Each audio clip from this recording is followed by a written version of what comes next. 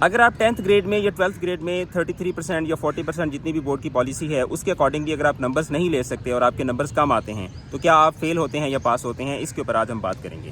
تو جو subjects common ہوتے ہیں، یعنی کہ جس طرح فرسٹ ایئر کے اندر انگلش ہوتی ہے، سیکنڈ ایئر کے اندر بھی ہوتی ہے، اسی طریقے سے 9th اور 10th کے اندر انگلش، اردو، اس کے علاوہ فزکس، کیمسٹری، میتھ، بایولوجی، یہ وہ سبجیکٹس ہوتے ہیں جن کے جو 9th اور 10th میں بھی ہوتے ہیں، فرسٹ ایئر اور سیکنڈ ایئر میں بھی ہوتے ہیں۔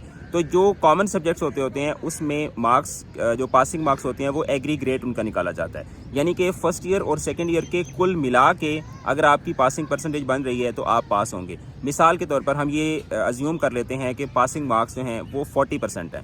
40% کا مطلب یہ ہے کہ آپ کو یعنی کہ جس طرح میتھ کا پیپر ہے تو میتھ کا 100 کا پیپر فرسٹ ایئر میں، 100 کا سیکنڈ ایئر میں، تو یہ 200 ہو گیا۔ اب 200 میں سے 40% کتنا بنتا ہے؟ 80 مارکس بنتے ہیں۔ اب مثال کے طور پر ایک بچہ جو ہے وہ فرسٹ ایئر میں میتھمیٹکس کے اندر 70 نمبر لے لیتا ہے، سیکنڈ ایئر میں اگر اس کے صرف 10 نمبر آتے ہیں تو 70 اور 10 کتنے ہو گئے؟ 80۔ اگر 40% پاسنگ مارکس ہوں تو وہ بچہ پاس ہو جائے گا۔ اسی طریقے سے اگر 33% پاسنگ مارکس ہیں تو 200 نمبر کا جو پیپر بنتا ہے، یعنی 100 نمبر کی انگلش فرسٹ ایئر کی، 100 نمبر کی سیکنڈ ایئر کی، تو اب 100 میں سے 33% کے حساب سے آپ کو 200 میں سے 66 نمبر چاہیے۔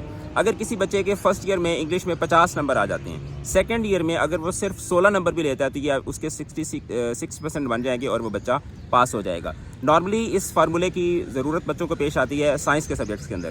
ریسنٹلی مجھ سے ایک بچے نے رابطہ کیا کہ میرا جو سیکنڈ ایئر کا کیمسٹری کا پیپر ہے وہ بہت برا ہوا ہے لیکن فرسٹ ایئر کا میرا اچھا ہوا تھا، تو فرسٹ ایئر کے جو نمبر تھے وہ میرے یعنی کہ 66% میرے نمبر بنتے ہیں، تو کیا اس دفعہ اگر میرے صرف 5 نمبر آتے ہیں تو میں پاس ہو جاؤں گا؟ تو جی بالکل، اگر آپ کا اس طرح کا کوئی کیس ہے تو آپ اس صورت میں بالکل پاس ہو جائیں گے، آپ کو پریشان ہونے کی بالکل بھی ضرورت نہیں ہے۔